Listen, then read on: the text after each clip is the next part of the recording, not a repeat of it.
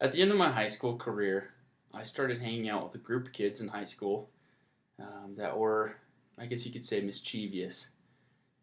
They weren't bad kids, but we definitely got ourselves into a lot of trouble on more than one occasion. One particular day, my friends and I were driving around on quads in the neighborhood, and we also had a rhino, and we were driving around shooting doves in the park and on people's fences and on roofs with a air pellet gun. In the state of Arizona, those guns were legal, so to us it didn't seem that big of an issue. But one particular day, we were driving around, and me and one other kid had just turned 18 years old, and we were sitting on top of the rhino shooting some birds. And off in the distance, we saw one of the homes had probably 20 birds sitting on top of the roof.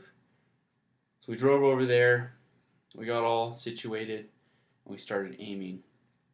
And just as we were about to pull the trigger on our first bird, we heard a guy yelling at us from his back porch.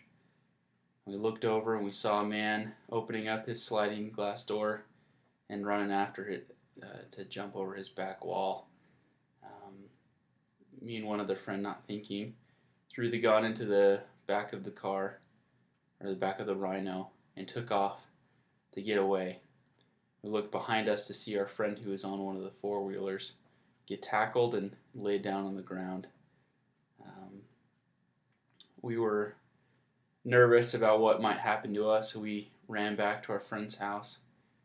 We changed into different clothes and drove back in a different vehicle, leaving the pellet gun in the rhino in his garage. And we drove over there walking casually by the house we were just shooting the birds off of, and looked over and pretended to say, "Hey, Travis," that was my friend's name, "are you okay? What's going on?" And to our astonishment, the man recognized us and told us, actually yelled at us to come over there. Little did we know that day that we were shooting birds off of the lieutenant's house of the Arizona Police Department. And when he jumped his fence, he had his gun drawn in handcuffs, and he had handcuffed our friend. When we walked over there, he had two policemen come over, and they also threw us on the ground and patted us down, wondering where the gun was.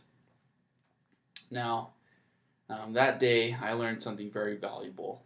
I learned that in every situation, even what we thought was harmless fun, not to be deceitful.